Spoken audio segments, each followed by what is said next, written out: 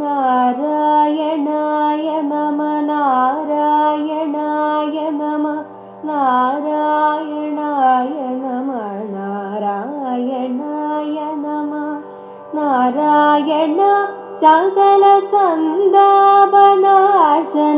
ജഗന്നാഥ വിഷ്ണു ഹരേ നാരായണായ നമ.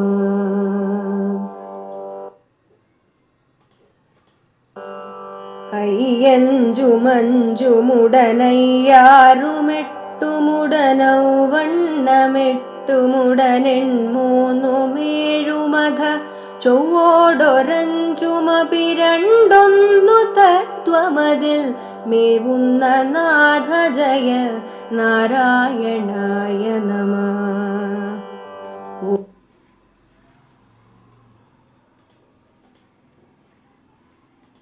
നാരായണായ നമ നാരായണായ നമ നാരായണായ നമ നാരായണ.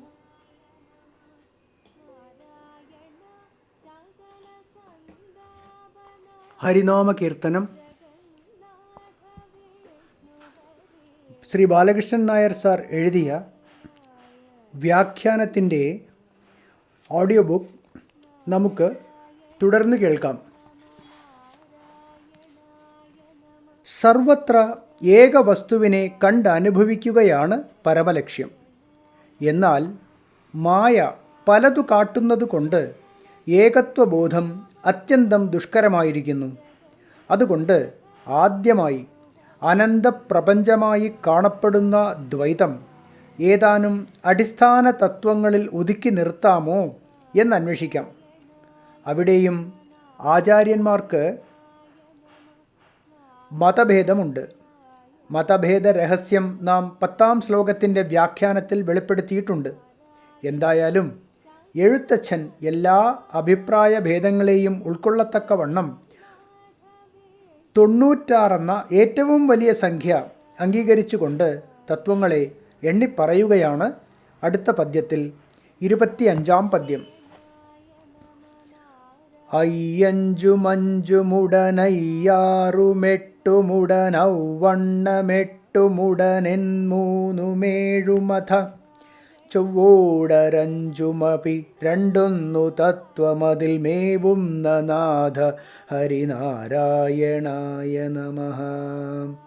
അയ്യഞ്ചും 25, ഉടനഞ്ചും പിന്നെ ഒരഞ്ചും, അയ്യാറും 5ഉം 6ഉം ചേർന്ന് 11, ഉടനെട്ടും പിന്നെ ഒരെട്ടും, ഔവണ്ണമെട്ടും അതുപോലെ പിന്നൊരെട്ടും, ഉടനെൺമൂന്നും എൺമൂന്നും പിന്നെ 24ഉം, അഥ 7ഉം പിന്നെ 7ഉം, ചൊവ്വോടെ ഒരഞ്ചും വേണ്ട പോലെ പിന്നെ ഒരഞ്ചും, 2 പിന്നെ 2ഉം 1ഉം 3 എന്ന തത്വമതിൽ ഇപ്രകാരം 96 തത്വത്തിൽ മേവുന്ന നിറഞ്ഞു വർത്തിക്കുന്ന നാഥ ഹരിനാരായണായ നമഃ.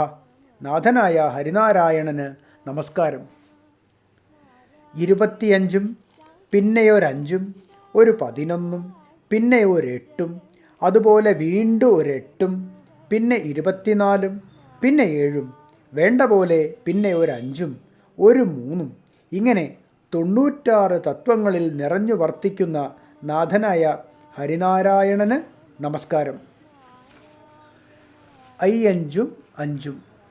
ഭൂമി, ജലം, തേജസ്, വായു, ആകാശം എന്നിങ്ങനെ മഹാഭൂതങ്ങൾ 5. മൂക്ക്, നാക്ക്, കണ്ണ്, ത്വക്ക്, ചെവി എന്നിങ്ങനെ ജ്ഞാനേന്ദ്രിയങ്ങൾ 5. ഗന്ധം, രസം, രൂപം, സ്പർശം, ശബ്ദം ഇങ്ങനെ ജ്ഞാനേന്ദ്രിയ വിഷയങ്ങൾ 5.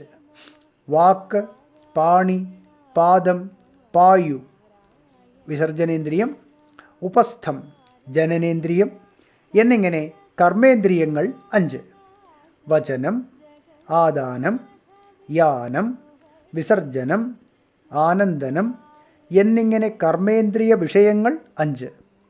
പ്രാണൻ, അപാനൻ, വ്യാനൻ, ഉദാനൻ, സമാനൻ ഇങ്ങനെ പ്രാണന്മാർ 5. ആകെ 30. മഹാഭൂതങ്ങൾ 5, ജ്ഞാനേന്ദ്രിയങ്ങൾ 5, ജ്ഞാനേന്ദ്രിയ വിഷയങ്ങൾ 5, കർമ്മേന്ദ്രിയങ്ങൾ 5, കർമ്മേന്ദ്രിയ വിഷയങ്ങൾ 5, പ്രാണന്മാർ 5. ഇപ്രകാരം 5 5 30.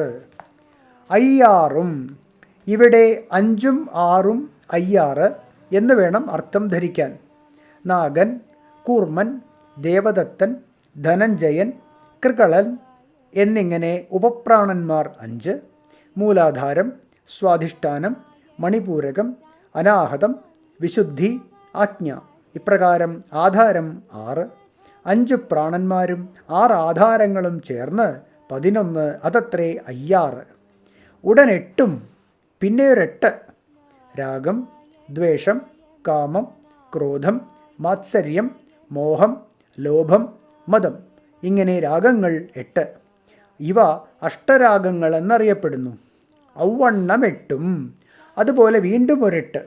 മനസ്സ്, ബുദ്ധി, ചിത്തം, അഹങ്കാരം ഇങ്ങനെ അന്തഃകരണങ്ങൾ 4.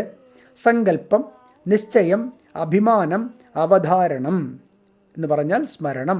ഇങ്ങനെ യഥാക്രമം അന്തഃകരണങ്ങളുടെ പ്രവർത്തനങ്ങൾ 4. അന്തഃകരണങ്ങളെയും പ്രവർത്തനങ്ങളെയും ഒരുമിച്ച് ചേർത്ത് കരണങ്ങൾ എന്ന് വിളിക്കുന്നു. അങ്ങനെ കരണങ്ങൾ 8. അതാണ് ഔവണ്ണം 8. ഇനി 3. 8 3. ഇട, പിങ്കള, സുഷുമ്ന എന്ന് നാഡികൾ 3. അഗ്നിമണ്ഡലം, അർക്കമണ്ഡലം, ചന്ദ്രമണ്ഡലം ഇങ്ങനെ മണ്ഡലങ്ങൾ 3. അർത്ഥേഷണ, ദാരേഷണ, പത്രേഷണ, പുത്രേഷണ എന്ന് ഏഷണ 3. വാതം, പിത്തം, ശ്ലേഷ്മം എന്ന് ദൂഷണങ്ങൾ 3. സത്വം, രജസ്, തമസ് എന്ന് ഗുണങ്ങൾ 3. ജാഗ്രത്, സ്വപ്നം, സുഷുപ്തി എന്ന അവസ്ഥകൾ 3. സ്ഥൂലം, സൂക്ഷ്മം, കാരണം എന്ന് ദേഹങ്ങൾ 3. വിശ്വൻ, തൈജസൻ, പ്രാജ്ഞൻ എന്ന് യഥാക്രമം ദേഹനാഥന്മാർ 3. നാഡികൾ 3, മണ്ഡലങ്ങൾ 3, ഏഷണം 3, ദൂഷണം 3, ഗുണങ്ങൾ 3, അവസ്ഥകൾ 3, ദേഹങ്ങൾ 3, നാഥന്മാർ 3. ഇങ്ങനെ 8 3 24. അധ 7. പിന്നെ ഒരു 7. ത്വക്ക്, മാംസം, രക്തം, മേധസ്, അസ്ഥി, മജ്ജ, ശുക്ലം ഇങ്ങനെ ധാതുക്കൾ 7. ചൊവ്വോടൊരു 5. പിന്നെ ഒരു 5. അന്നമയ കോശം, പ്രാണമയ കോശം, മനോമയ കോശം, വിജ്ഞാനമയ കോശം, ആനന്ദമയ കോശം ഇങ്ങനെ കോശങ്ങൾ 5. 2 1, 2 1 3. അധ്യാത്മികം, ആദിഭൗതികം, ആദിദൈവികം. ആധ്യാത്മികം, ആദിഭൗതികം, ആദിദൈവികം എന്ന് താപങ്ങൾ 3. ഇവ താപത്രയം എന്നറിയപ്പെടുന്നു. തത്വമതിൽ മേവുന്ന നാഥ. വേർതിരിഞ്ഞുള്ള തത്വ അനുഭവം ജീവാത്മാവിനാണ്. എഴുത്തച്ഛൻ്റെ കൃതി എന്ന് പരമ്പരയാ കരുതപ്പെടുന്ന ചിന്താരത്നത്തിൽ തത്വങ്ങളുടെ വിശദമായ പ്രതിപാദനം കാണുവാനുണ്ട്. അതിൽ ആത്മാവും അനാത്മാവുമെങ്ങനെയെന്നു ചിന്തിച്ചാത്മാവെ തിരിച്ചറിഞ്ഞടുത്തതാത്മജ്ഞാനം എന്നത് നിക്ക് ബോധിപ്പാനായി ജീവാത്മാവ് തന്നെ തത്വങ്ങളെ തന്നെ ചൊല്ലിയിടാമല്ലോ എന്ന ഉപക്രമത്തോടു കൂടിയാണ് തത്വവിവരണം ആരംഭിക്കുന്നത്.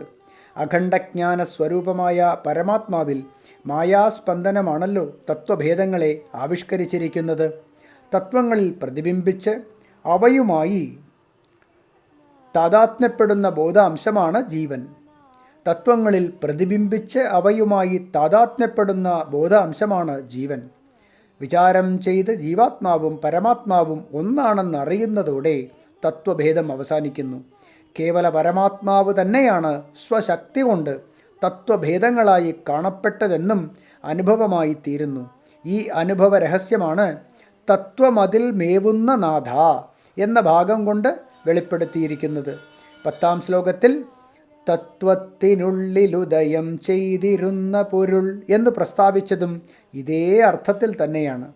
തത്വസംഖ്യ ഇങ്ങനെ 96 വിവരിച്ചിട്ടുണ്ടെങ്കിലും എല്ലാം ഒരേ കാരണവസ്തു തന്നെ പലതായി കാണുന്നതാണെന്ന് ഗീതകൾ വിവരിക്കുന്നു. എന്നാൽ ആ ഏകവസ്തു ഏതാണെന്ന് വിചാരം ചെയ്തറിയാൻ മനസ്സിന് കഴിവുമില്ല. വ്യക്തമായ വസ്തുബോധമുണ്ടാകാൻ ഭഗവത് കാരുണ്യത്തിനായി പ്രാർത്ഥിക്കുകയല്ലാതെ വേറെ വഴിയില്ല എന്നാണ് 26-ാം പദ്യത്തിൽ വെളിപ്പെടുത്തിയിരിക്കുന്നത്. Audio book തുടരുന്നതാണ്.